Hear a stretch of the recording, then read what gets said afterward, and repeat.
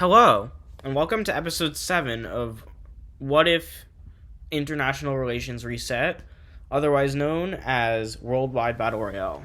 In the last episode, we saw a lot of things happen, but the main things were the Blue Alliance got obliterated, and the US decided to just start annexing their puppets after a puppet rebellion. So go watch that last episode for the details, but with that, we're going to get into this episode. So the first U.S. puppet that they're going to focus on annexing is Peru. They were kind of the most rebellious of all of the states that's left. And so the U.S. will finally actually get to annexing Peru. They're planning to annex all of their puppet states if you didn't see the last episode. But Peru is just the first one that they actually do it. And when the other countries of the world see the U.S. is serious about, annexing all of these puppet states, they realize how powerful the U.S. is going to be after that. And so all of these other countries around the world start having pretty much a scramble to see if they can just try and pry these puppet states away or do something so that the US doesn't just become a hegemon over the entire Western Hemisphere. So Russia's alliance will go to Mexico and basically try and get the puppet government, which is run by an American citizen, by the way. And this American citizen also has a job in the American government. There's so many layers of this being a puppet government. It's pretty much already being run like a state in all but name. But Russia will go to them and basically say, hey, if you want independence and you want to be your own country, you can come join our alliance, we'll defend you. And the puppet leader of Mexico will actually say no, but the puppet leader of Mexico will not tell the US that Russia approached them and said this, which is strange, right? You would expect a puppet leader that's that puppeted to tell the US, but they don't. So maybe they want to consider the offer. And so then Russia goes to Costa Rica, and Costa Rica actually accepts this offer. And when Costa Rica accepts this offer, the US is like, no. This is not what's going to happen. And the US launches an invasion of Costa Rica, using their puppet states as well. And they fully annex Costa Rica. And then, just as you might have expected, Russia will declare war on the US because their ally just got invaded. And they will start sending troops across the Bering Strait and into Alaska. They'll first do an island hopping campaign and then start sending troops here. And Russia's allies are like, what are you doing? First of all, the US is stronger than all of us combined. And second of all, none of us can benefit from this. This is only you that can benefit from this. And maybe New Zealand is thinking a little differently. They think they're going to get to annex Hawaii. But literally the entire rest of the world is like, what are you doing, Russia? But no matter what, Russia is invading into Alaska. And when the US gets word of this, they declare war on Russia. They take back Alaska pretty easily. And they make their own landing across the Bering Strait. And with this, Russia's starting to go into a panic. They call all of their allies in to help them. And all of their allies will start sending some aid. But New Zealand's going to do the most, as they are actually going to straight up invade Hawaii, and they will actually take it, at least for a little while. But the US is going to obviously get the retribution. And another thing they do is they just invade into Madagascar while this is going on, and set up a puppet state in Madagascar, just for running during the war. That they're planning to annex it after the war. So it's obviously difficult to invade into Siberia, so the US invasion is kind of stalled here. And then China offers to mediate a peace treaty between the two sides, and Russia obviously agrees to this, and the US is kind of skeptical. So they take back Hawaii while this is being up, and then China says, if you don't accept this peace treaty, we're going to declare war on you as well, and the US doesn't really want that, so they agree to this peace treaty. And basically all that happens is Russia doesn't lose any territory. The US actually does get to annex Madagascar, as well as the US gets to choose any Russian ally to turn into a puppet state, which is a really weird thing, but China thinks that this is good because there's no Russian allies that are strong enough for this to drastically benefit the US, but this does harm Russia, and it does decently benefit the US, so they might be willing to accept it. And in fact, the US does accept it because they also don't want China to join in, and they decide to make Brittany into their puppet state, which Russia's really upset about because that was one of their stronger allies. They obviously decided not to make Poland in their puppet state, which is Russia's actual strongest ally, because they know that Poland's not in a position where they can actually do anything about it, whereas Brittany gives them a nice base on the continent. And the US will then continue and they will annex Brittany. And if someone doesn't stop the US, it looks like they're just going to go over and take over the whole world. And so China and Russia have been getting closer together, obviously because of this war. And so they actually merge alliances at this point because they're both very scared of the US and they want to create the sense that the entire anti-US alliance is kind of unified, just like in real life, actually. Another effect of the US and the puppet war, as I'll call it, is that a lot of countries around the world are kind of scared of having puppet states. Is India requests that their Myanmar state fully integrates and that their Myanmar puppet state actually agrees, which means it was a pretty loyal puppet state. They then ask their Afghan puppet state to integrate, and the Afghan puppet state says no. And so India decides to send troops into Afghanistan, which has never been a bad idea before ever. And they start sending the troops in, and Iran also starts sending troops in, as well as Uzbekistan. They all want to help their ally out. But Afghanistan is very hard to invade, so this isn't going very well. And then China offers protection. China offers protection to Afghanistan and basically says if you invade into any more territory in Afghanistan, we're going to stop you, and we suggest you withdraw now. And India decides to just comply. This, however, is not necessarily good for the Chinese-Russian alliance because it shows that the U.S. can still use a divide-and-conquer strategy. Gabon is upset at the DRC. They want to annex their puppet state. And so when the DRC refuses to be annexed, they declare war on the DRC. And this war is not going to be a very slow one. Gabon is significantly stronger, and they're having help from Nigeria. So they're definitely going to be able to do this. But then South Africa and Ethiopia decide to also start invading the DRC. But neither Nigeria's alliance nor Ethiopia's alliance actually wants this to come to an actual war, so they decide to peacefully divide up the DRC amongst them. So Gabon gets by far a majority of the territory, with some of it going to Ethiopia and South Africa's puppet states. The next puppet state that people are kind of worrying about is Kazakhstan, and it turns out that Kazakhstan has been entering talks with India, and fearing a repeat of the Mongolian War, Russia demands be annexed or else, and Kazakhstan's like, no. And they swiftly join the Indian alliance before anything can happen, and now Russia's really mad about that. And so they decide to just send troops into Azerbaijan without even warning Azerbaijan. And India had not said we will declare war if you do this, so Russia sees it as an absolute win and fully annexes Azerbaijan. The final puppet state that will be looked at is Serbia, and Romania will demand that Serbia integrate, and Serbia will actually say yes to that. Then we turn to the Americas, where Mexico is finally integrated, and then the governor of Mexico, who was found to have done this secret deal with Russia that I was talking about earlier, is arrested and executed by the American government. And that creates fear in these guys. And although the U.S. government doesn't actually realize it yet, they've definitely become less loyal to the U.S. and more independent thinking. And one of the consequences of this is Venezuela joining Nigeria's alliance, which is a huge no-no. And so the U.S. decides they're even going to further expedite this, focusing on Ecuador, saying, Ecuador, now you're integrating this week or else, and Ecuador actually says no.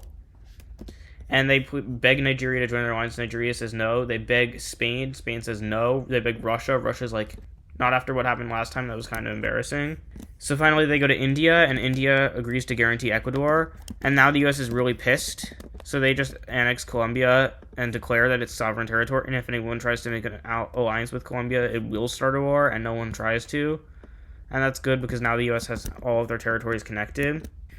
So if I were Canada right now, I would be absolutely terrified. Or Venezuela or Ecuador. Those countries are not necessarily safe just because they're in alliances. This puppet state stuff is getting really crazy, and all the puppet states of the world, of which there are not very many left, are going to start kind of not wanting to be puppet states anymore. It just doesn't feel like a good idea to be a puppet leader. And so especially Ethiopia's puppet states, which are 3, and South Africa's, which are 2, are going to make a proposal basically saying, hey, if you guys give us full autonomy, then we'll just be in your alliance. Otherwise, we will go against you. and they will actually agree to give these guys full autonomy, which means they're no longer puppet states, they're full members of the Pink Alliance. It's not going to change the strength of the alliance at all, but it does mean that they don't have to worry about puppet rebellions. And now we're going to get to a big war for this video, and it's going to all center around Saudi Arabia. Saudi Arabia, per the peace treaty that divided up the Blue Alliance, which I think happened in episode 6, but it might have happened in episode 5, is supposed to be a neutral buffer state. But the Pink Alliance is feeling a bit confident after that thing they just did with their puppet states, and so they start an invasion into Saudi Arabia, and India decides to defend Saudi Arabia, and they informally let Saudi Arabia into their alliance and start funding Saudi Arabia's defense, as well as invading into Turkey, and that pretty much puts these alliances at full war. Yemen will start sending some troops into Oman, but Oman is way stronger, and they'll push back Yemen all the way to here, as well as make a landing in Ethiopia. Meanwhile, the Pink Alliance is continuing to push towards Riyadh, because if they can capture the capital of Saudi Arabia, they're hoping they'll just be able to end this war, and India will kind of give up. But Saudi Arabia has not capitulated yet, because they know if they capitulate, it's over for them. So they're holding out more than they probably even should. India is now actually being pretty successful against Ethiopia, I would say. And this is like pretty close to the heartland of Ethiopia. So Ethiopia is getting a little nervous, and they withdraw any support from Yemen, which allows for this to happen in exchange for being able to knock these guys off, except for a very small landing they have over here that they managed to keep. That could be dangerous for Ethiopia later, but they do manage to capture this island that has those funny trees on it. Meanwhile, India is just pushing back in Saudi Arabia to a very great extent, to the point that this is what the front line ends up looking like.